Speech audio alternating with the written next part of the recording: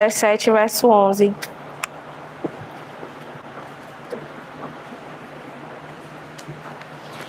E quando abrirem, pode permanecer com ela aberta, que hoje a gente vai passear em alguns textos. Por favor. Atos capítulo 17, verso 11.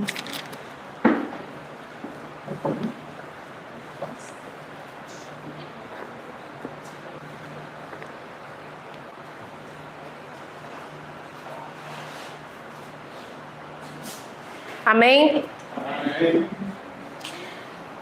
Os bereanos eram mais nobres do que os tessalonicenses, pois receberam a mensagem com grande interesse, examinando todos os dias as escrituras para ver se tudo era assim mesmo. E creram muitos dentre os judeus, bem como dentre os gregos, um bom número de mulheres gregas de elevada posição e não poucos homens gregos.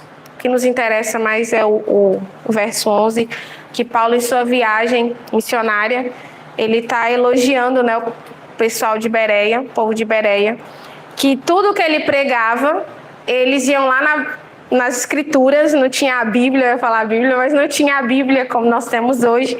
Eles iam nas escrituras e iam lá ver se era exatamente do jeito que Paulo estava pregando. E hoje o que nós vamos falar é sobre traços sectários em igrejas cristãs ou pseudo-cristãs.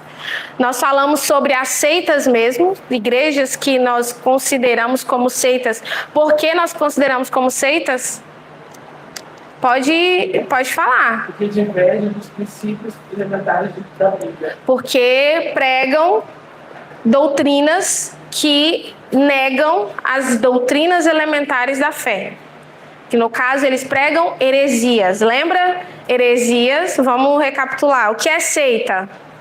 Eles pregam heresia. Seita é um caminho, uma escolha, um grupo de pessoas que escolhem, seleto, porque sectário, seita vem de sectário, um grupo que pregam algumas doutrinas.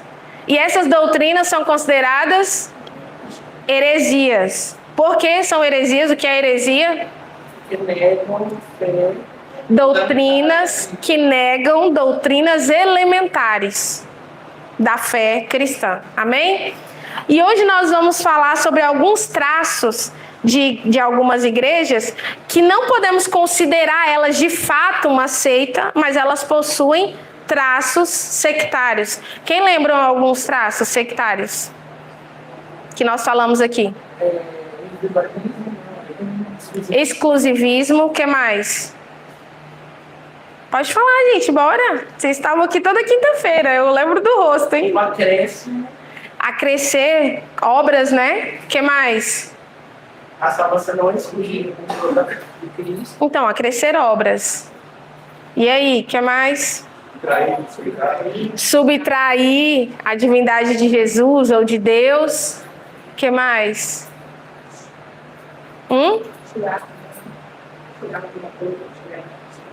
Diminuir, subtrair alguma coisa e multiplicar, né, os modos também, como o Rony falou, os modos de salvação.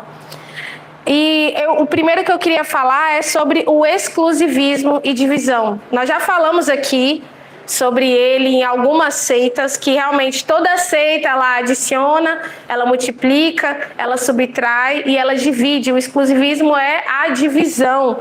Alguns grupos ensinam de uma forma bem sutil ou escancarado mesmo que a salvação só é por meio daquela igreja específica. Uma igreja que é sempre falado isso, da questão do exclusivismo, nós falamos aqui Testemunho de Jeová e tudo mais, mas nós não vamos mais citar eles.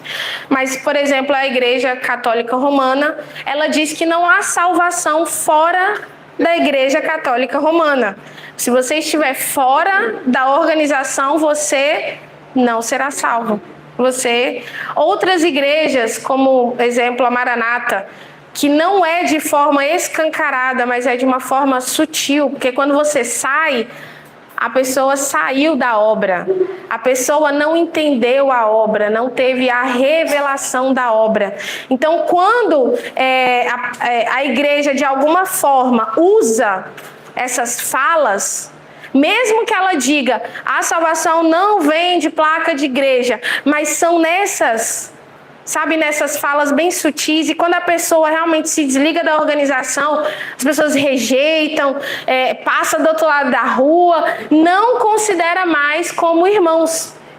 Isso acaba causando divisão na igreja, porque nós cremos numa igreja universal, e não é igreja universal, hein, gente? É igreja universal de Cristo, que é dito em Efésios. Algum irmão pode abrir aí em Efésios capítulo 4, verso 4, do 4 ao 6. Outro pode abrir em João capítulo 17, verso 20 ao 21. Também. Eu ia falar dela agorinha. Outro irmão também pode abrir 1 Coríntios capítulo 1, do 12 ao 13. E João 13, verso 35.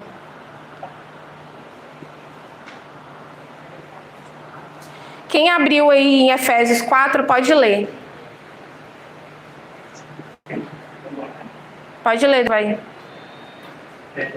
Efésios 4, Efésios 4, 4. Do 4 ao 6. 4 ao 6. Há somente um corpo e um espírito, como também fomos chamados numa só esperança da vossa vocação. Há um só Senhor, uma só fé e um só batismo. Um só Deus que Pai de todos, a qual é sobre todos, age por meio de todos e os Pai de todos. Amém. Nós já falamos aqui que a carta de Efésios, a carta à igreja de Éfeso, Paulo escreve como uma carta identitária da igreja. E ele não está citando que é a igreja tal, ele não está citando uma denominação.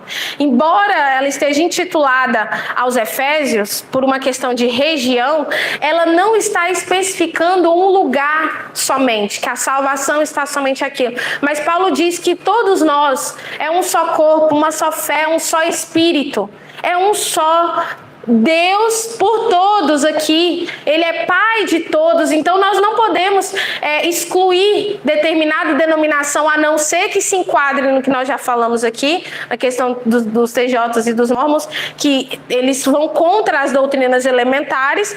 Nós somos um só corpo, nós viemos de um só cabeça, nós temos um só cabeça. Então quando nós falamos que a salvação vem somente através da nossa organização, nós estamos causando divisão no corpo. É como se o braço falasse assim, eu sou o mais importante e não vou fazer mais nada. E aí o que vai acontecer com esse braço? Vai necrosar, porque ele está lá sozinho, não tem vida, porque ele está só. E aí acaba fazendo, ele se desliga do corpo e morre. Aí ali eles já não estão mais pregando vida, estão pregando morte. Quem abriu em João capítulo 17, verso 20? Pode ler, Antônio.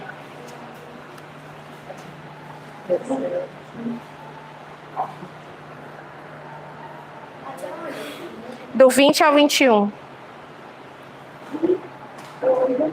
Não somente por estes, mas também por aqueles que aprendem em mim e pela palavra deles, para que todos sejam assim. Como teu Pai és em mim e eu em ti, e também eles estejam em nós, para que Me enviaste, amém. O próprio Jesus, ele está orando. Pai, eu não oro só por estes, mas eu oro também por aqueles que virão crer em mim, que nós sejamos um. Como eu sou com o Pai, que eles sejam uma unidade, para que assim outras pessoas creiam que o próprio Jesus foi enviado por Deus. Então a unidade na igreja reproduz a multiforme sabedoria de Deus, como em Efésios diz. A igreja é responsável por reproduzir a multiforme sabedoria de Deus. Então, na nossa unidade, nós conseguimos reproduzir o caráter do Pai, o caráter de Cristo, e assim produzir, de uma certa forma, a salvação. A salvação não vem por nós, mas a pessoa que é salva, ela se achega a nós. Amém? Entendido? Até aqui, tudo bem? Quem abriu 1 Coríntios 1, 12? Pode ler, irmão Mangel. 1 Coríntios 11, 13. Não, capítulo 1, verso 12 e 13. Isso. Refiro-me ao fato de cada um de nós dizer: eu sou de Paulo, eu de Apolo, eu de César, eu de Cristo. Acaso que Cristo está dividido? Foi Paulo crucificado para o Deus de nós, ou fosse porventura batizado em nome de Paulo? Amém. João 3, 35. Quem abriu? Pode ler, Valquíria.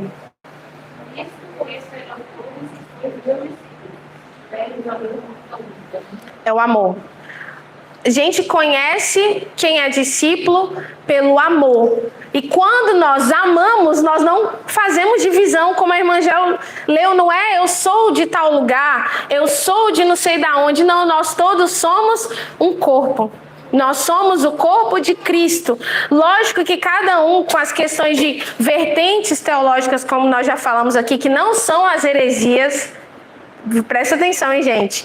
Vertentes teológicas não são heresias. São pontos de vista diferentes. Só que esses pontos de vista diferentes, eles precisam vir dos secundários. Dos pontos secundários e não das doutrinas elementares, dos pontos principais da fé. Naquilo nós precisamos concordar que só quem salva é Jesus. A Bíblia é a nossa única regra de fé, só a Escritura. Através da fé, somente a graça e somente a Deus a glória. Amém? As doutrinas elementares estão em Hebreus 6, 1 e 2. Mas o que eu estou falando aqui é os pontos que nós precisamos convergir com as igrejas. Tudo entendido aqui da questão do exclusivismo? Exclusivismo são traços sectários, como o pastor Rogério diz, a CCB. A CCB no Estatuto da Igreja tá, o Evangelho chegou no Brasil em 1910. Ou seja, antes de 1900 não teve Evangelho no Brasil. Tantos irmãos, tantos missionários que vieram, pregaram o Evangelho. Então a salvação não vem somente da CCB, não vem somente de qualquer outra igreja, não vem só das boas novas. E novamente, quando nós fazemos esse estudo aqui de seitas e heresias, não é para nos colocar no pedestal, dizer que nós sabemos mais e que nós temos a revelação, que isso daí a gente vai ver lá na frente que não é isso, é um traço sectário também, você dizer que nós temos a revelação da salvação de Jesus. Então nós nos tornamos sectários quando a gente se coloca nesse pedestal. Mas o estudo que nós estamos tendo sobre seitas e heresias é para aprender a defender naquilo que nós acreditamos. É para aprender a identificar, assim como os bereanos, olhar nas Sagradas Escrituras. Esse homem está falando aqui uma coisa que não está certo, não está na Bíblia. Então nós precisamos conhecer a palavra do Senhor para identificar esses pontos sectários. O segundo ponto que eu quero apresentar é o acréscimo de obras, legalismo. Cristianismo judaizante que tem crescido muito, trazendo práticas judaizantes que o Senhor já nos libertou disso, desses rituais. Então, o legalismo, acréscimos de sábados, usos e costumes e o cristianismo judaizante. Um traço sectário forte é impor obras adicionais à salvação, como guardar o sábado, seguir regras externas de vestimentas ou costumes. A salvação não depende de dias ou de usos e costumes, mas da obra de Cristo. Como nós aprendemos na aula, no estudo passado, Cristo é suficiente. Somente Cristo salva. Nós podemos, é claro, pregar a sobriedade. Nós precisamos nos vestir de forma decente para também reproduzir o caráter de Cristo. Reproduzir o caráter do nosso Pai. Precisamos reproduzir essa sobriedade, mas obrigar as pessoas a se vestirem de certa forma. Não pode fazer isso, não pode colocar brinco, não pode cortar cabelo, não pode usar maquiagem, não pode se depilar, não pode ter algumas práticas, porque senão você não vai ser salvo. E mesmo que eles não falem essa palavra, senão você não vai ser salvo, mas de uma forma sutil está ali sendo imposta esse peso nas pessoas. Eu queria abrir em Colossenses 2, 16, 17, Gálatas 5, 1, 4, Efésios 2, 8 e 9.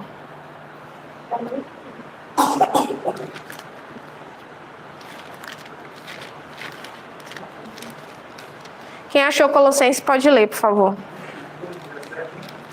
Colossenses 2, 16, 17.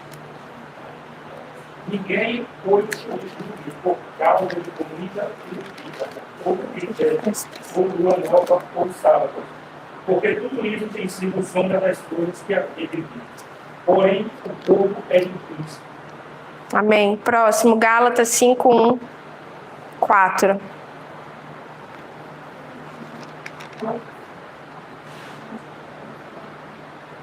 Pode ler, gente. Gálatas 5, do verso 1 ao 4. Para a liberdade foi que Cristo nos libertou. Por isso permaneçam firmes. Não se submetam de novo a jugo de escravidão. Eu, Paulo, lhes digo que, se vocês se deixarem circuncidar, Cristo não terá valor nenhum para vocês. De novo, testifico a todo mundo que se deixar circuncidar, que o mesmo está obrigado a guardar toda a lei. Vocês que procuram justificar-se pela lei estão separados de Cristo. Vocês caíram da graça de Deus. Próximo, Efésios 2, 8 a 9.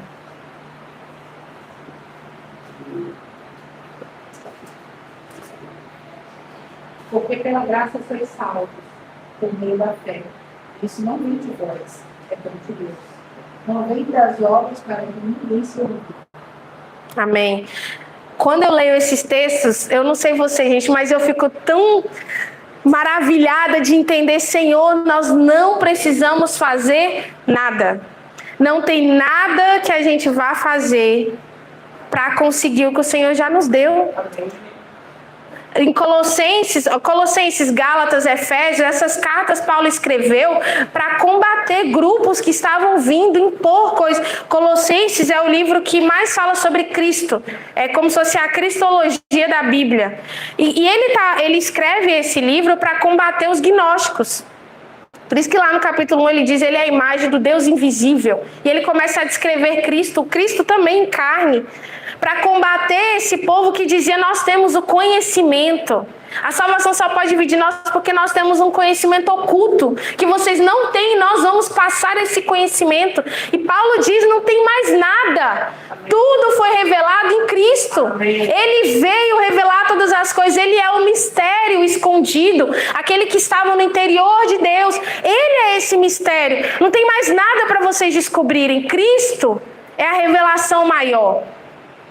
Gálatas, os grupos judaizantes estavam lá tentando minar tudo aquilo que Paulo tinha construído, toda a liberdade que Paulo fez os Gálatas conhecerem. Por isso que ele começa esse capítulo, foi para a liberdade que Cristo nos chamou. Então não se coloquem mais sobre julgos, usos e costumes, dias. Paulo cita lá em Colossenses, né? Ninguém julgue vocês pelo que vocês comem, pelo que vocês bebem, pelo dia de festa, dia de sábado. Nós não somos mais julgados por essas coisas. Porque se a gente se colocar de novo debaixo desse jugo, a gente vai ter que cumprir tudo. E a gente não tem essa capacidade de cumprir toda a lei, nós vamos falhar. Porque nós somos pecadores. Então, quando a gente começa a se colocar debaixo desses jugos, desse cristianismo judaizante que tem crescido muito, eu tenho ficado horrorizada com o quanto isso tem entrado dentro das igrejas. A gente acha que é só no tempo de Paulo, mas não. Muita coisa tem se introduzido de uma forma sutil e às vezes até escancarada, esse cristianismo judaizante, trazendo de novo leis, jugos que nós já nos libertamos. Ou Jesus nos chamou para ser livres. E aí nós temos que ficar, não, tem que se vestir assim. Tem que falar assim, não, eu não posso comer isso. Porque se eu não comer, eu não vou ser salvo. Gente, o que é isso? Que é isso? Jesus nos chamou para ser livres. Em Efésios, Paulo volta a reforçar, vocês foram salvos pela graça. Amém. Somente pela graça. Isso não vem da gente, porque se viesse, a gente ia fazer exatamente o que a gente está fazendo agora. Tentando ganhar a salvação por mérito. Nós somos salvos pela graça. E aí sim, lá no verso 10 diz, para praticarmos as boas obras que ele já determinou. Mas nós fazemos essas boas obras porque nós somos salvos. Amém. E não para ser. É como se nós fizéssemos isso para reproduzir aquilo que nós já temos e não para ganhar. É porque eu tenho que eu faço. E não faço para ter. Amém? Entenderam esse traço sobre o jugo, se colocar debaixo de jugos? Terceiro traço que eu quero trazer é sobre lideranças abusivas. Algumas igrejas vivem sobre lideranças autoritárias, em que pastores se colocam como donos do rebanho. Isso é um traço sectário perigoso. Em vez de servir, eles dominam e exploram as suas ovelhas. O padrão bíblico é liderança serva, que apacenta e não se impõe. Quero que abra em 1 Pedro, capítulo 5, de 2 a 3. Mateus 20, 25 a 28. E Ezequiel 34, do 2 ao 4.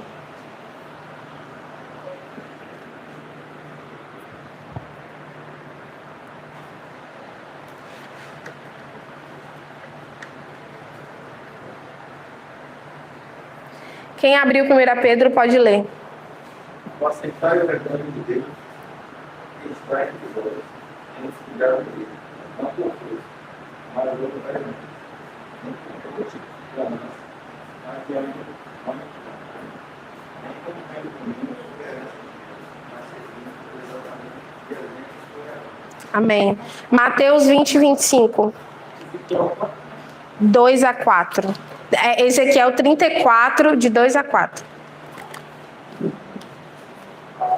Quem abriu Mateus 20, 25 pode ler, por favor.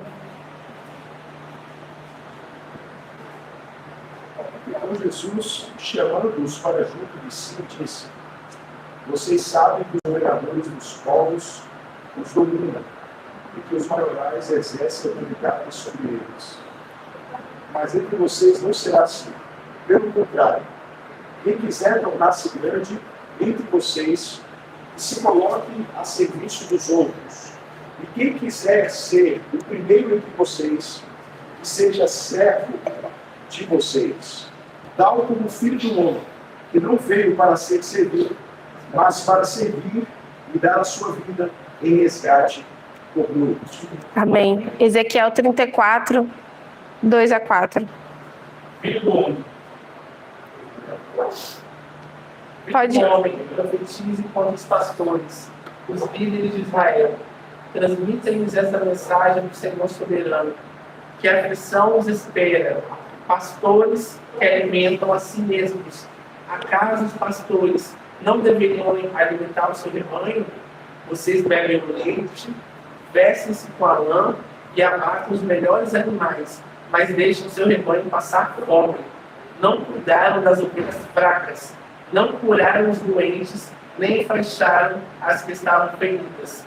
Não foram procurar as que se desgarraram e se perderam. Em vez disso, conduziram na dureza e crueldade. Todos esses textos que nós lemos, 2 é falando sobre o exemplo, né, de como um líder deveria ser, e o terceiro é sobre o juízo que virá sobre essas lideranças. Que além do cristianismo judaizante estar crescendo muito, esse tipo de liderança também tem crescido. Um dos pontos, né, que linka isso também são essas igrejas que pregam muito sobre a teologia da prosperidade, que é um dos outros pontos que a gente vai falar daqui a pouco. Essas lideranças, elas crescem dentro de um ambiente facilmente manipulado e principalmente porque as ovelhas não conhecem as Escrituras. Porque se conhecessem, não cairiam na mão dessas... Pode falar, pastor Rogério.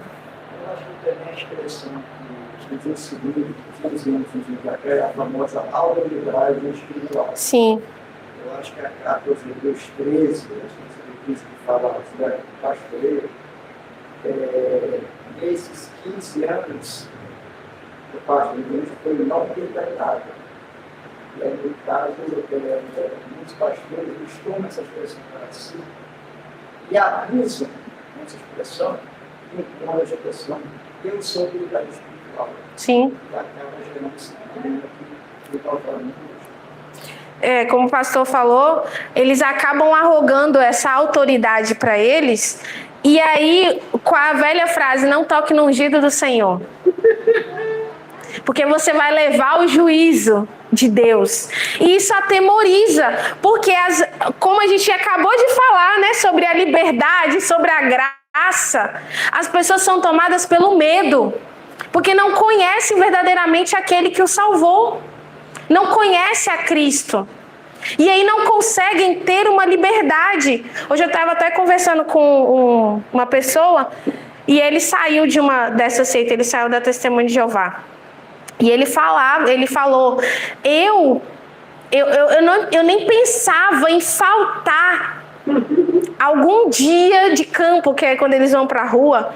Eu nem sonhava em faltar, porque se eu faltasse, era aquele peso, aquele medo, aquele desespero que eu tinha que, meu Deus, eu tinha que falar com o meu líder, o ancião, né, no caso, porque senão eu poderia perder a missão. Jeová estava triste comigo.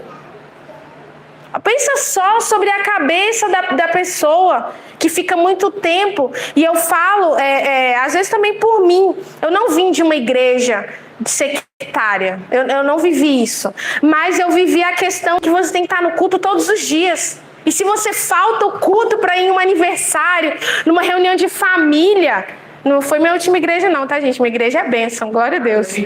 Antes, então eu cresci nesse ambiente. Então, se faltasse um culto, porque no aniversário era quase assim, você tá com a carta já escrita pro inferno.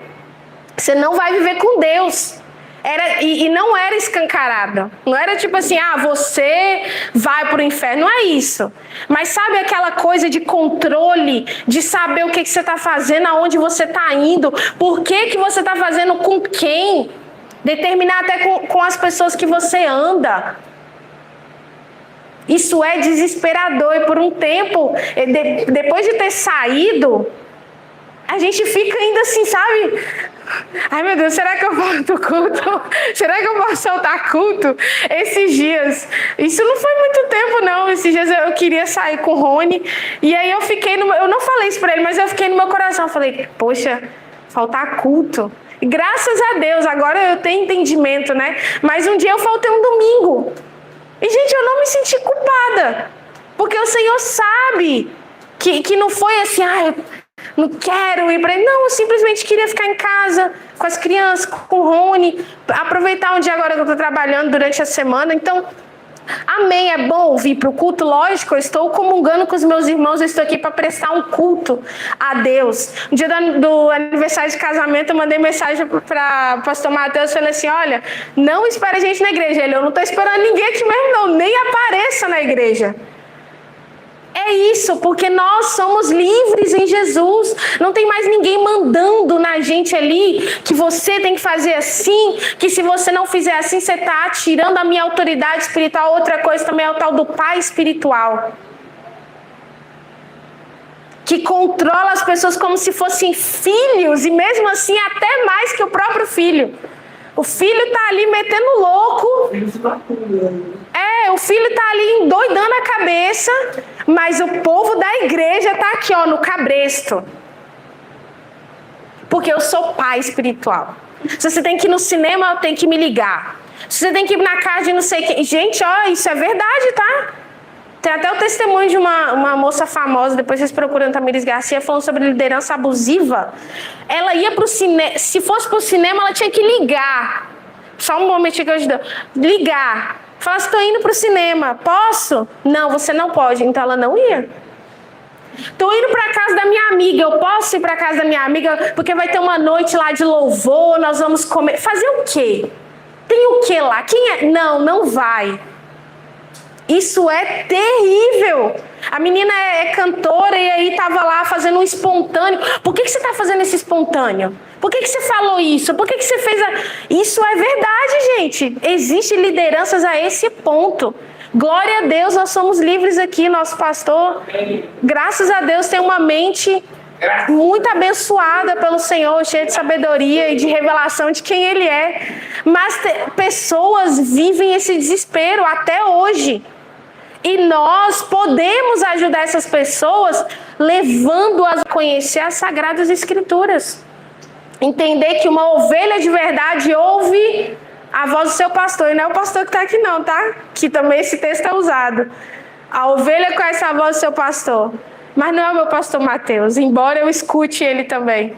É o meu pastor Jesus, que nos leva a pastos verdejantes, que nos faz repousar e não coloca mais cargas e cargas e cargas em cima de nós. Quando Jesus diz, vinde a mim todos que estáis cansados e sobrecarregados, era dessas cargas que os fariseus colocavam sobre eles. As pessoas estavam cansadas de tantos dogmas, de tantas coisas que os fariseus colocavam sobre eles. Que os líderes, como lido aqui em Ezequiel, comiam do bom e do melhor, enquanto as suas ovelhas estão passando necessidade, porque eu sou o líder espiritual, eu sou a autoridade. Então quando você me dá as suas primícias, não gosto nem de ouvir isso. Quando eu ouço, me dá taquicardia. Não estou falando que é errado primícias, não estou dizendo isso. Mas eu estou dizendo o conceito que foi criado a respeito disso. Então você tem que dar primícias para o sacerdote. Não existe mais sacerdote, não. Todos nós somos sacerdotes. E aí abusam disso, abusam desse poder, dessa autoridade. Que sim, muitas vezes realmente a pessoa tem até vocação pastoral. Mas porque o poder enraizou dentro dele, ele começa a subjugar as ovelhas do Senhor. Pode falar, pastor Rogério. Depois ele vai. Eu estava entrando nessa ideia na minha vida pastor de 20 anos. E, lamentavelmente, eu estava entrando nesse conceito de achar. Quando eu sou pastor, a gente isso aqui tudo ordenado. Essa questão, essa terminologia para o espiritual, ela acabou quase enraizando. Tá sem pilha? Tá sem pilha, ele vai colocar aí. Acabou quase enraizando. E como eu tenho estado de certa forma trazendo danos para a igreja do pastoreio. E foi através dos pastores mais experientes do que eu, que começaram a me frear e me levar a entender que não é exatamente assim.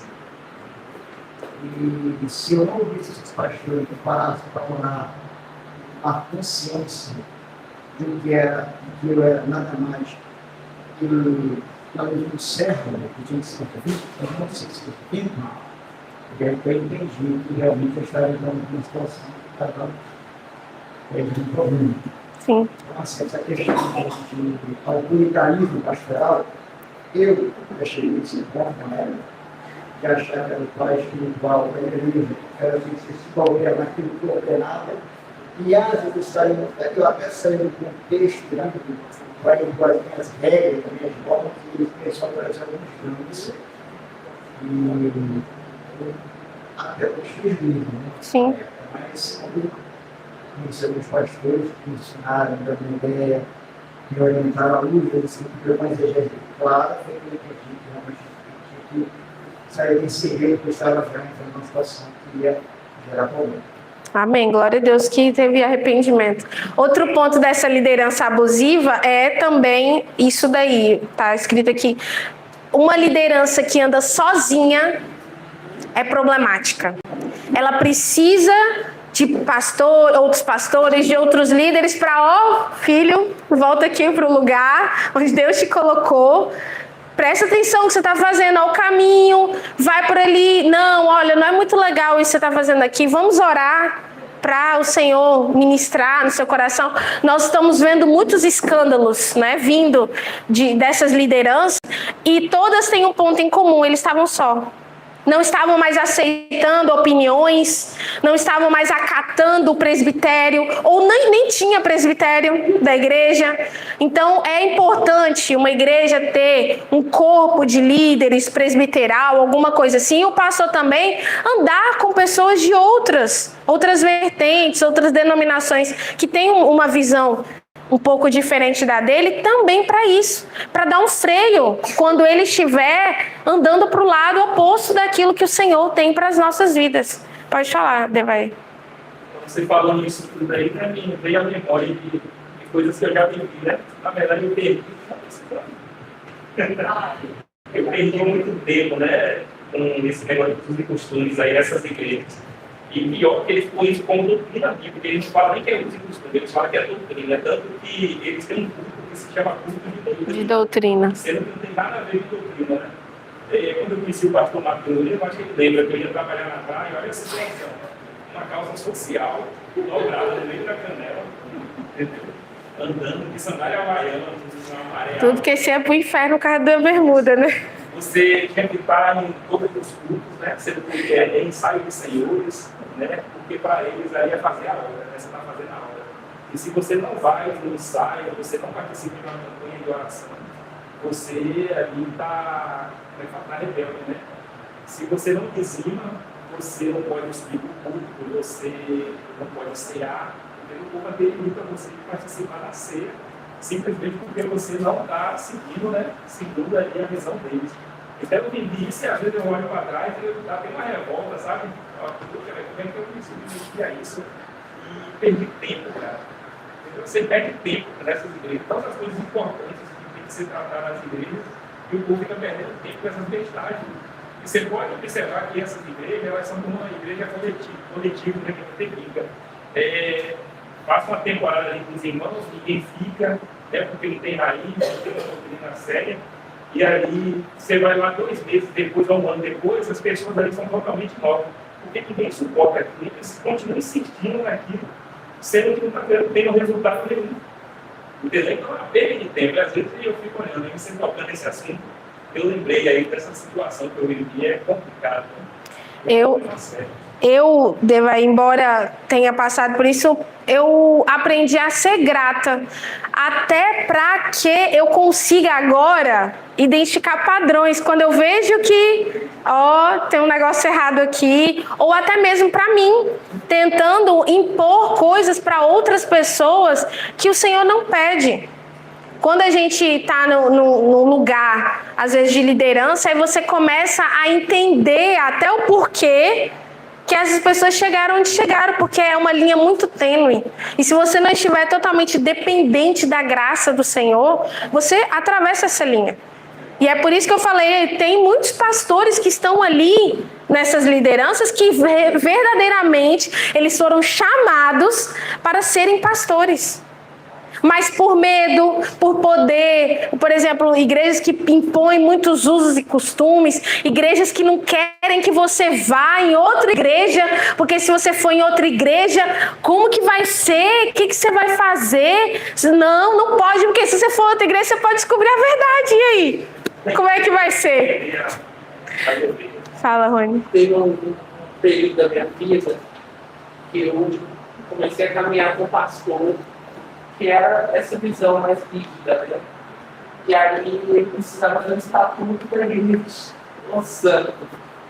Ele simplesmente copiou o estatuto da Assembleia de Deus da internet, colocou, e aí ele já estava 4 anos tentando fazer esse estatuto. Ele não conseguia. Primeiro, porque ele não era muito hábil no computador, e segundo, porque ele não conseguia achar ninguém que era conivente com o que ele fazia. Então ele pediu para eu assessorar ele. Na época eu morava dentro da igreja, foi um período curto, de 4 meses, que eu morei dentro da igreja, e nesse período ele pediu para me ajudar. Quando ele começou a digitar aquilo que ele queria que colocasse no estatuto, só de usos e costumes, foram 9 páginas. Só de... E aquilo foi uma briga feia, viu? Ficamos praticamente 10 horas. E eu não consegui fechar essa tudo. Porque cada coisa que ele falava, eu escutava. Cada coisa que ele falava, eu compartilhava. E até hoje não consegui fechar. No final das contas, a igreja fechou, o pastor está doente. A ponto de quase amputar as duas pernas, sendo cuidado pela esposa, e aquelas ovelhas eram ovelhas dele.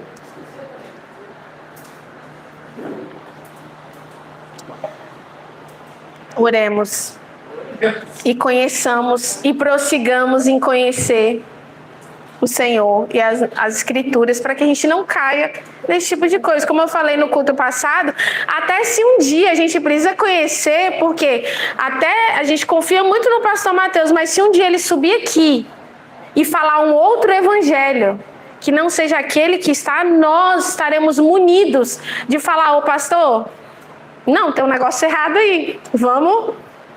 A gente puxa ele para o lugar para que ele traga à memória aquilo que o Senhor o chamou. O próximo ponto que eu quero falar é sobre o sincretismo religioso. Outro traço sectário é misturar o evangelho com crenças e práticas de outras religiões. Espiritismo, ocultismo, misticismo, barganhas e etc. O resultado disso é uma fé adulterada que perde a centralidade em Cristo. O evangelho, ele é puro e é simples. Exemplos. Leva o sal que veio do Mar Morto. A terrinha aqui da Judéia. Encha seu copo com água. Ore. Gente, eu não tenho nada contra. Você quer ter a terrinha lá da Judéia em sua casa? Não tem problema nenhum. O que não pode acontecer é achar que aquela terra tem poder para te salvar ou fazer qualquer outra coisa. Você quer plantar uma plantinha sua com a terra da Judéia? Não tem problema. Mas não queira dizer que aquela terra vai trazer algo para sua casa, vai trazer salvação para sua família. E uma coisa que eles usam muito, né, como desculpa ou como aval, era sobre as vestes dos apóstolos, curava a sombra de Pedro que passava. Mas nós não vivemos mais a era apostólica. E aquilo lá era um outro tipo de prática. Não é o que acontece hoje. Não é se eu levar a roupa do bispo de não sei da onde, que passou pela terra e lavou, que ungiu, que consagrou 40 dias no monte, e aquilo ali vai salvar. Aquilo ali tem poder para alguma coisa. Não. Até o óleo ungido. Quer usar o óleo ungido? Amém, pode usar. Diz lá na Bíblia para cura. Mas não é o óleo ungido que vai curar. Não é isso. O evangelho não precisa dessas práticas. O evangelho não precisa de práticas ocultas, de cultos com rodas. Eu fico horrorizada com culto que parece giras, que é dessas religiões de matriz africana. Ou que fazem rituais. Eu vi esses dias na internet, uma fazendo um ritual do sal grosso. À meia-noite, você já viu isso? À meia-noite, traga o seu sal consagrado. Eu falei, não, gente, isso é brincadeira. Eu fui procurar para saber se era verdade. E era verdade. Consagrar o sal grosso para tomar banho de sal grosso, para se limpar do olhar do inimigo. Que isso, gente? Jesus Cristo não é suficiente. É exatamente isso, é a famosa macumba gospel.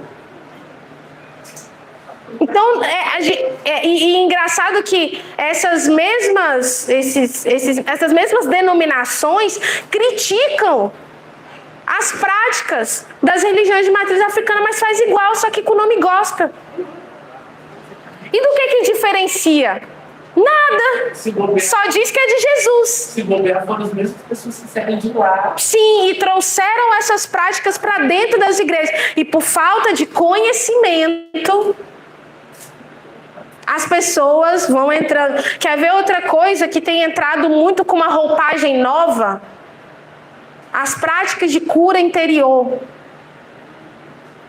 tem entrado com outras linguagens, outros nomes, mas tem uma mesmo que é usada na cura interior, que é a representação simbólica. Isso é de uma prática espírita. De você pegar uma pessoa e aí fingir que a pessoa ali é seu pai, ou etc., a pessoa que quem quer que seja. E eu vou falar, gente, eu não tenho vergonha de falar. Eu já acreditei nisso, que realmente era verdade, mas estudando a prática do espiritismo, isso é uma prática espírita. E nós estamos colocando isso dentro da igreja. Por quê? Por falta de conhecimento. E quando nós vamos buscar o conhecimento, nós entendemos. Não, peraí, não é verdade isso. Porque quando nós falamos de perdão, Jesus é suficiente. O Evangelho, quando nós usamos de práticas externas, e olha, eu não estou indo contra a cura interior, não, contra a psicanálise, psicologia, eu sou adepta, eu gosto da psicologia, inclusive faço psicanálise, não tenho problema com essas coisas. O problema é aquilo, 1 Tessalonicenses, capítulo 5, verso 21, retém o que é bom. Entenda aquilo que eu posso realmente praticar à luz das Escrituras. Nós sabemos que há doenças mentais mesmo, doenças emocionais, e que precisam ser tratadas dentro das esferas delas. Mas quando nós vou dizer a respeito do perdão, né, que é uma coisa que é muito trabalhada nas curas interiores, o perdão não é somente aquela liberação daquela palavra que vai fazer você perdoar. Perdão é um processo. E esse processo é uma resposta do que o Evangelho fez em nós. É daquilo que o Evangelho tem feito. Transformar os nossos corações, transformar a nossa mente. Paulo diz, né? Transformai a vossa mente. Não vos conforme. Conformar é da forma. Se colocar na forma deste mundo. Não se conforme com este mundo. Então tá todo mundo fazendo, tá dando certo. Bora fazer também. O Evangelho não precisa disso, porque ele é suficiente. Amém. Quando nós entendemos a vertente maior do perdão, que Deus nos perdoou dos nossos pecados, das nossas transgressões, deu o seu único filho, esse amor é capaz de destruir todas as amarras e correntes em que nós somos aprisionados pela falta de perdão, por coisas que nos machucaram ao longo da vida. O Evangelho vai nos transformando. E aí, nesse período, nós podemos sim usar a psicanálise, usar a psicologia a nosso favor. Não porque o Evangelho não é suficiente, ele é suficiente. Mas já perceberam que nessas práticas de curas interiores, as pessoas entram, vai ali, faz toda aquela prática e chora e fala tudo que tem para falar para o pai, para a mãe, para o tio, para quem quer que seja. Aí chorou ali, depois volta, a pessoa está do mesmo jeito. Não houve transformação de vida. Não houve transformação de atitude, então não houve arrependimento. Porque arrependimento é mudança de rota, mudança de mente, é transformação de mente. Então quando nós dizemos, libera o perdão para fulano, e você vive dessa forma porque é um processo, não é que ali imediatamente toda aquela mágoa saiu e nunca mais vai voltar. É um processo. Todos os dias. A oração do Pai Nosso é diária. Perdoai as nossas ofensas, assim como nós perdoamos. É algo corriqueiro. Nós estamos perdoando. Nós perdoamos. Pode falar, seu Walter. Você respondeu. O quê? Eu queria perdoei, mas não esqueci. É um processo. Mas perdoar não é amnésia, não, gente. Perdoar é você tirar aquele sentimento que te prende, que te faz pecar contra o outro. Perdoar é quando você lembra da situação e já não tem mais aquele sentimento de angústia, de raiva, de querer matar a pessoa que ela fez isso, ou de amaldiçoar ela. Isso ainda você não perdoou, não. Aí nessa hora, Jesus, eu não consigo perdoar por mim mesmo. Que o Senhor me dê forças. Jesus, eu estou liberando aqui essa palavra de perdão, crendo no teu poder, não é na minha força não, é no teu poder. Porque o Senhor se aperfeiçoa na minha fraqueza. Então eu tenho esse ponto aqui. E bora usar as ferramentas que tem aí. Organizar os nossos pensamentos. A psicanálise é ótima para isso, para organizar os pensamentos, para você falar tudo que tem para falar, mas sem usar a representação simbólica. Porque quando você usa essa prática, você está usando a prática espírita. Prática de ocultismo. Vamos fazer uma amarraçãozinha gospel aqui. Vamos fazer um ritualzinho gospel. Meu Deus, gente. Ou rituais judaicos. Vamos fazer o ritual da lua nova. Vamos fazer o ritual de não sei do que. Da lua cheia.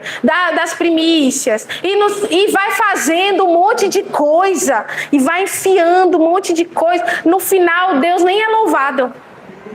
Aqui que é digno de louvor não recebeu nenhum louvor nos cultos. Ficaram ali só entre eles fazendo um monte de sabe Deus o quê, mas culto mesmo, real, não fizeram.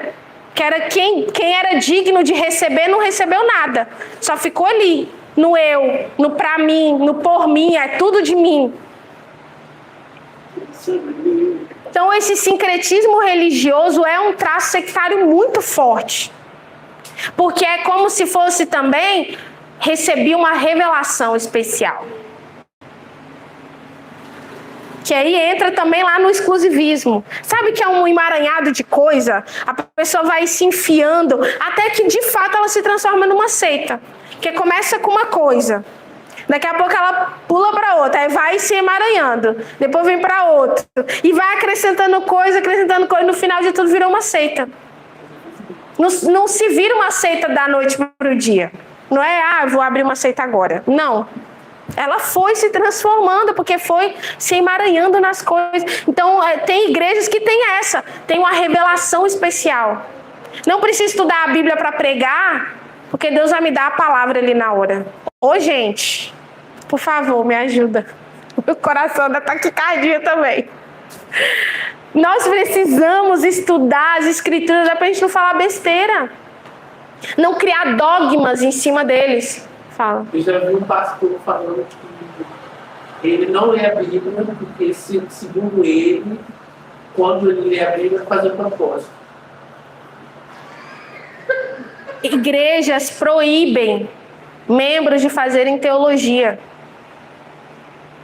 Porque sabe que quando fizer, vai entender. Eu vou parar de citar nomes de igreja aqui para depois não dar mais problema. Mas tem uma igreja aí do véu. A igreja do véu, que pegou um texto aleatório, que não tem nada a ver com o contexto, e põe lá o véu nas irmãs. Não pode cortar o cabelo por esse mesmo texto do véu. É tipo, tá vendo um texto, tem dois tipos de doutrina.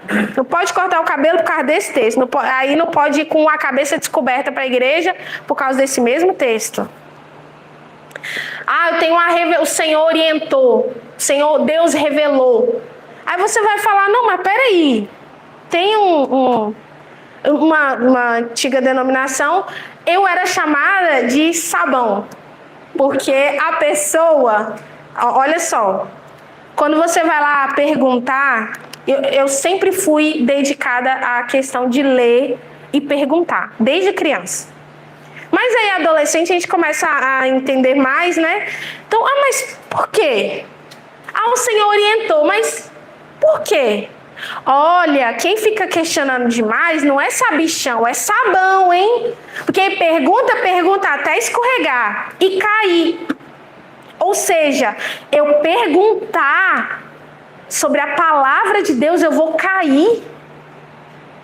Porque eu estou querendo conhecer a palavra de Deus, conhecer o que ela tem para me oferecer. E por muito tempo depois, gente, eu ainda ficava com medo de perguntar, de pensar assim, nossa, lá vem essa bichona, ela sabe tudo aí. Não é porque eu sou curiosa, eu quero saber direto. Ontem mesmo eu mandei uma mensagem, um áudio de 2 minutos, falei, pastor, o que você acha assim assado? Lá em casa, as conversas são teológicas. É o dia inteiro falando sobre Bíblia. Graças a Deus. Então, a gente vai levantando várias teorias, aí a gente vai para a Bíblia. Não, mas a palavra de Deus fala assim. E tem aquele outro texto que corrobora com isso aqui. E é tão bom a gente viver em um ambiente onde proporciona isso. É muito bom de você poder chegar para qualquer irmão aqui e conversar sobre Bíblia sem ter medo do que vai acontecer se você conversar sobre Bíblia.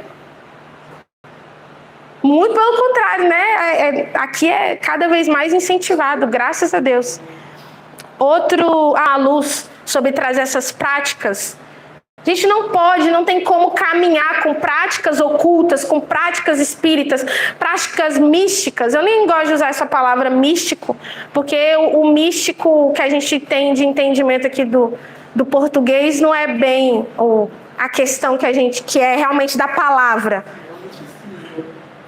Sim, o misticismo tem a ver com questões espirituais, mas foi usado agora de forma pejorativa no português, então acabou perdendo o real valor da palavra, né? Mas, enfim, práticas místicas, ocultas, que era isso que Paulo tentava combater, desse mistério oculto, desse conhecimento oculto que só a gente tem, que tem que fazer esses rituais assim, e etc. Paulo diz também lá em Gálatas, se alguém vier pregar outro evangelho ensinando vocês outra coisa, um anjo, lembra da religião aqui da semana passada? Um anjo se mostrou e revelou outro evangelho, o livro dele chama Outro Evangelho de Jesus Cristo. O próprio livro já condena eles. Paulo diz, se alguém vos apresentar outro evangelho, que seja amaldiçoado, seja anátema. Até se eu vier aqui, eu tô falando com vocês que só Jesus salva, mas se algum dia eu subir aqui na tribuna e falar assim, Jesus salva, mas você também tem que se circuncidar, me amaldiçoe também. Eu sou anátema também. Ele está querendo dizer isso com esse texto. Se um anjo, qualquer outro, é amaldiçoado. Não há salvação fora de Jesus. Não há outra prática a não ser a salvação em Jesus. Ponto. Colossenses 2:8. Cuidado com as filosofias. Com as coisas que vão levando o mistério. Eu tenho um mistério, eu tenho uma revelação. Uma revelação nova. Não foi dada para ninguém, só para a gente aqui. Que a gente é povo exclusivo de Deus. Eles usam esse texto para eles. Nós somos povo exclusivo de Deus. Então a revelação vem só para a gente. A orientação é só para a gente, para mais ninguém. Ninguém mais tem essa revelação. Cuidado. Tome muito cuidado com essas falas. Amém? A última para fechar, a teologia da prosperidade coach, que tem crescido horrorosamente.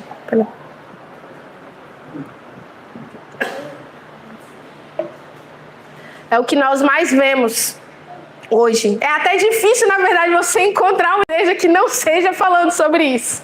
Tá muito difícil. Porque toda igreja com essa característica de pregação da prosperidade, de pregação coach, né? Você vai vencer, você vai conseguir, vai dar certo. Se você não está vencendo é porque você está fazendo errado.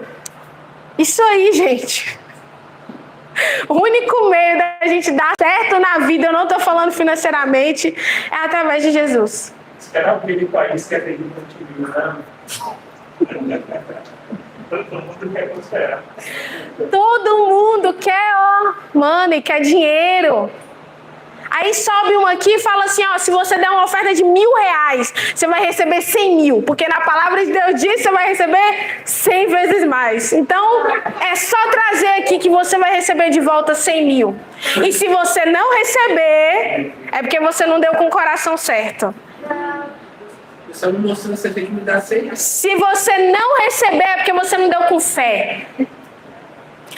Não, é porque você tinha que ter dado mais. A sua fé está pequena. Você tem que crer mais, é junto, tá, gente? Teologia da prosperidade e coach é junto. Você tem que crer mais. Não, tá errado, você tá pobre, você tá passando por provação. Deus tá te provando. paga seu aluguel não, paga aqui, ó, dá o dízimo da igreja.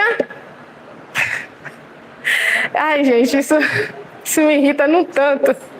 Dá seu dízimo aqui, que não vai te faltar nada, porque se você não der o dízimo, o devorador vai na sua casa. O devorador é a gente mesmo, que gasta mais do que ganha, e aí tá colocando culpa lá no Satanás, no devorador. Oi? Gasta menos. Viva com o que você ganha. Até menos, né, do que você ganha. Então, a teologia da prosperidade de coach, ela promete riqueza, saúde, não é só riqueza, não, é saúde também. Se você está doente, você está em pecado. Alguma coisa você está fazendo. Está errado, Deus está te provando a saúde. Você deu brecha. Coitada de Maura. Vá confessar seus pecados. E outra, confesse para o pai espiritual. Porque aí se não for certo, se não confessar certo, não vai ser perdoada. Promete sucesso em troca de fé ou de ofertas. Então, para você ter sucesso, você tem que ter a fé, uma fé certa.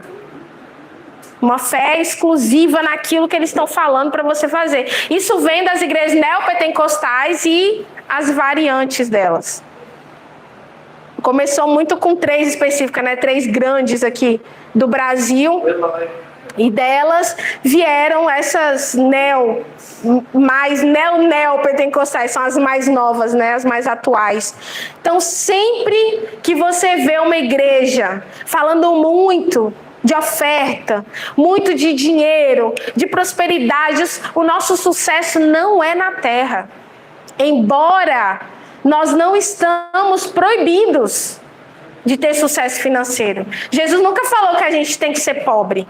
Assim como também teologia da pobreza não é sinônimo de que você está vinculado a Cristo. Nenhum dos dois. Isso não tem nada a ver. Riqueza ou pobreza não diz quem você é em Deus. Não diz sobre a sua salvação. Sobre quem te salvou. Jesus não nos salvou para sermos ricos. Jesus não nos salvou para sermos pobres. Jesus nos salvou para sermos filhos. Para sermos integrados na família dele. Nós falamos aqui, ele nos predestinou, Deus nos predestinou antes da fundação do mundo para sermos adotados como filhos. E nós devemos viver como filhos, crendo que... Aí vem aquele famoso texto, né? Buscai primeiro o reino de Deus e a sua justiça e todas essas coisas. Mas e como é que é pregado na teologia da prosperidade? E todas as coisas, ou todas as outras coisas nos serão acrescentadas. E esse texto está falando sobre essas. Ele fala quais são essas. Comer, beber e vestir. Essa é a nossa garantia. Comer, beber, vestir. E aí, peraí rapidinho. Uma vez uma pessoa falou assim, se Deus quiser, e se eu ficar com fome o dia todo e só aparecer uma banana para mim? Foi provido, não foi? Comeu. Deixou de comer? Não. Se aquele dia você ficou, jejum, meu irmão. Entra no manto aí, no poder. Jejum. Mas o Senhor não vai deixar desamparado. O Senhor não esse é o compromisso dele. Se ele cuida das aves do céu, se ele cuida dos lírios do campo, quem dirá nós que somos filhos? Mas aí nós pegamos esse texto, eu digo nós, porque muitas vezes a gente está numa igreja que não tem essa prática, mas tem o coração voltado para isso, de entender que nós estamos aqui e que se eu der tal coisa, o Senhor vai me dar tal coisa. Porque nós temos esse pensamento enraizado dentro de nós. É uma cultura, é cultural. Então nós vemos Deus às vezes como barganha. Se eu der isso aqui, Deus vai me dar de volta. Se eu der aquilo outro, Deus vai me dar de volta. Mas Deus não é assim. Eu tenho a concepção de que Deus não deve nada para ninguém. Ele nos deu filho. Obviamente, se nós abençoarmos, seremos abençoados. Porque é a melhor coisa dar do que receber. Mas a lei da semeadura, essa é infalível. O que você semeia, você vai colher. Eu não estou falando de dinheiro que Deus vai te dar o dinheiro. Mas se você é uma pessoa generosa, você é retribuído pela sua generosidade. Não é porque Deus está retribuindo exclusivamente porque você deu dinheiro. Não é isso. É uma questão de princípios. Se você dá, você tem. E quanto mais você dá, mais você recebe. Só que o nosso coração está onde? No dar desenfreadamente para que a gente receba desenfreadamente. Não é isso. Nós temos que dar com alegria. E não é só dinheiro, novamente. Não é só dinheiro. É dar o nosso tempo. Como o Vinícius até fala, investir em pessoas. Igreja não se trata de uma parede aqui. É pessoas, o investimento em pessoas. Então, quando você dá, você recebe aquilo que você deu. Se você dá amor, você vai receber amor. Se você dá desprezo, você vai receber desprezo. Quem é que vai amar alguém que está ali o tempo todo só desprezando? Entende? Então, essa teologia que foi levantada, enraizada na nossa mente, nos programas de televisão, por isso que a gente é doutrinado a isso, porque a gente é desde criança vendo, dá tanto, você vai receber tanto, olha a sua fé, vem comprar aqui. Eu nem lembro, foi o que? Um feijão, né? Um feijão, sei lá, R$1.000, um feijão. Ah, aqueles trequinhos assim, ó, de areia. R$100, R$500. Gente, pelo amor de Deus. Aí às vezes eu falo, será que eu fico com dó ou o quê? Das pessoas, às vezes eu olho e falo, meu Deus, a gente tem isso aqui, ó. É livre acesso. A Bíblia não é proibida no Brasil. Você vai numa casa, pelo menos, quase toda casa no Brasil tem uma Bíblia. Mesmo que ela esteja aberta lá no Salmo 91, eternamente. Mas tem. E aí Paulo diz que os homens serão indesculpáveis. Porque tudo revela o Criador. Quanto mais a gente aqui com a revelação pronta, própria, escrita, direcionada. E aí pessoas se submetem a esse tipo de coisa porque confiam em si. A teologia coach é muito atrativa porque confia na sua própria força. E do que se trata o Evangelho? Se trata de eu reconhecendo que eu sou pecador, que eu não consigo pelas minhas forças e eu preciso de um Salvador. E é isso que é o Evangelho. Eu preciso de alguém para me salvar da minha própria condição. Então a teologia coach levanta você. Você vai conseguir. Olha, pelos seus próprios esforços. Porque nós temos dentro de nós a natureza do homem mau. Que não quer depender de ninguém. Que não quer depender de Deus. Que não quer dizer que o mérito é de Deus. A nossa natureza má quer a glória para nós. Porque desde o Éden nós queremos ser como Deus. Então a teologia coach mexe nesse ponto aí. Você vai ser como um Deus, embora eles não digam isso. Você é como Deus, porque você consegue, você pode, você vai vencer, você vai transformar a sua vida, você vai transformar a vida da sua família. Se você fizer assim, se você fizer assado. Para finalizar o texto, esse ponto, usar 1 Timóteo, capítulo 6, verso 5. A raiz de todos os males é o amor ao dinheiro. Não é o dinheiro, hein, gente? Dinheiro é solução para muita coisa. Mas é o amor a ele. O dinheiro é um ótimo servo, mas é um péssimo senhor. Se nós vivemos em condição do dinheiro, nós teremos uma vida miserável. Embora a gente tenha muito dinheiro, mas seremos miseráveis. Porque o que nos move é o amor a Ele. É a única coisa que Jesus colocou como Senhor. Não se pode servir a dois senhores. Ou vocês me servem ou servem a Mamon. É a única coisa que, entre aspas, compete. Ninguém compete com Deus, mas que pode competir no nosso coração, no trono do nosso coração, é o dinheiro. E é aí que a teologia da prosperidade mexe com esse trono que nós temos dentro do nosso coração. Que a gente não quer dar para Jesus. Que a gente dá para qualquer outra coisa. Dá para quem promete que tem prosperidade. Dá para quem promete que vai transformar a minha vida. Que eu vou me levantar. Que eu vou ser um empresário de sucesso. Que eu isso e aquilo. E que tá tudo bem ele sentar lá, deixar meu trono bem confortávelzinho. E que a minha vida... Mas e o meu homem interior? Vai ser transformado? Será que eu estou dependente de Deus assim como eu estou dependendo do dinheiro? Como anda a nossa vida? E aí eu volto no que para finalizar, eu volto no que eu falei no culto passado. Como nós estamos no conhecimento da nossa fé? Como nós estamos conhecendo sobre a esperança que nos chamou? Como Paulo diz, né? Eu oro para que vocês tenham sabedoria, revelação, entendimento de quem Deus é. Oro também para que vocês entendam para qual esperança, para o que vocês foram chamados. Eu oro por essa sabedoria. Então hoje nós estamos vendo aí várias igrejas crescendo com esses pontos aqui. E sabe o que a gente faz? A gente, lá, fulano está lá na igreja rindo dos irmãos, enquanto a gente precisa se levantar como voz para defender a nossa fé. Só que aí a gente não consegue se levantar porque a gente não sabe defender.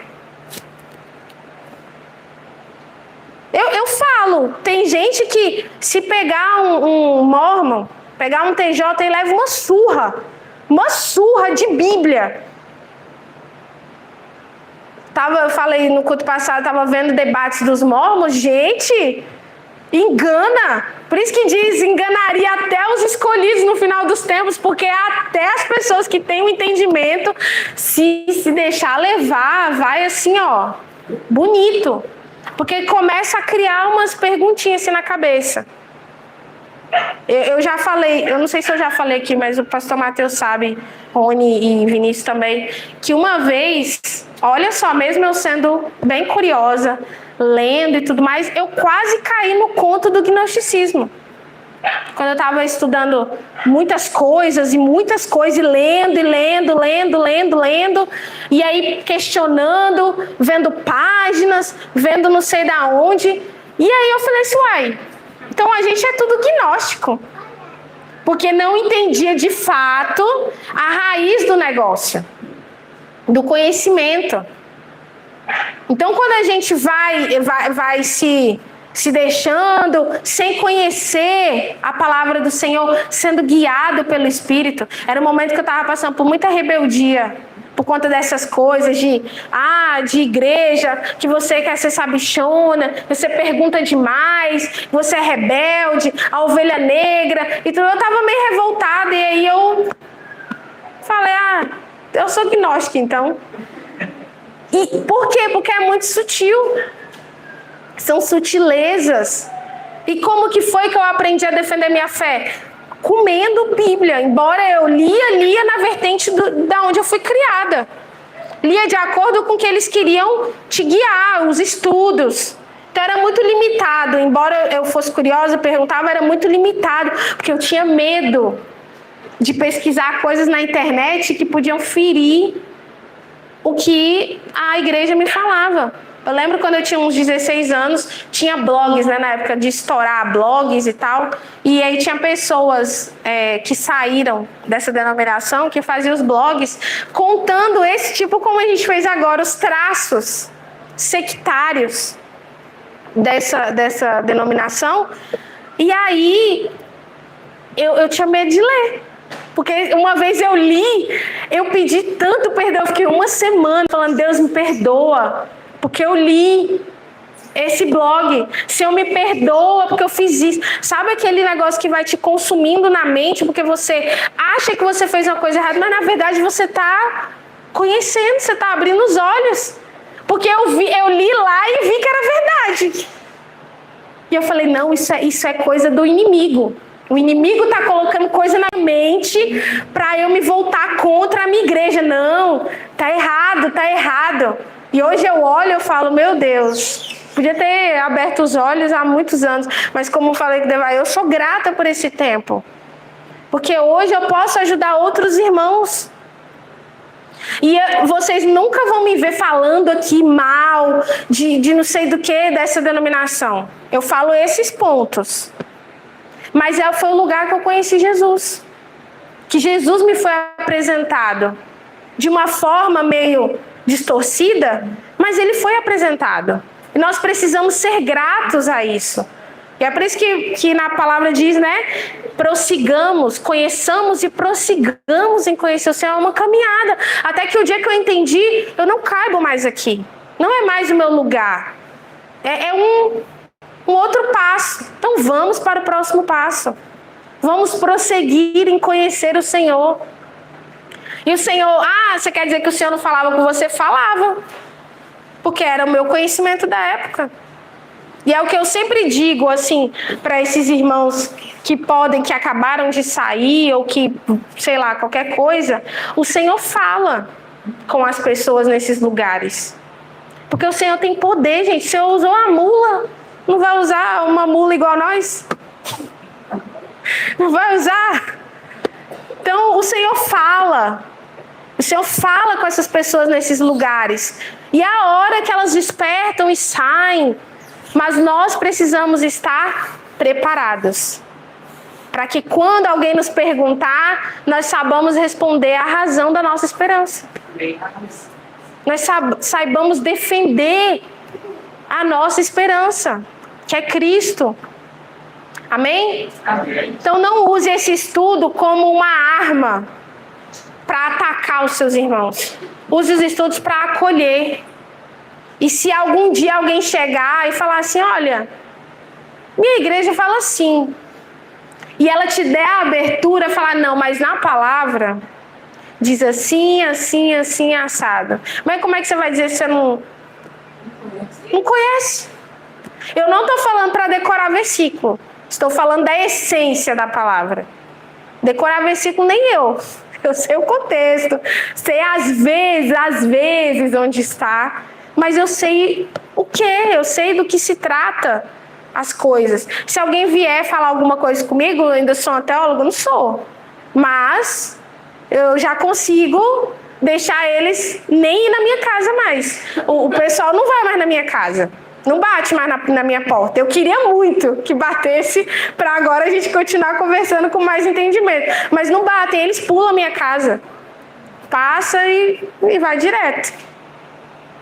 Mas nós precisamos comer isso aqui, com toda a avidez que a gente tem para ficar lá rodando no celular. Da mesma avidez que a gente tem lá de ficar scrollando lá no Instagram, vamos ter com a Bíblia. Amém? Para que a gente possa defender a nossa fé. Amém.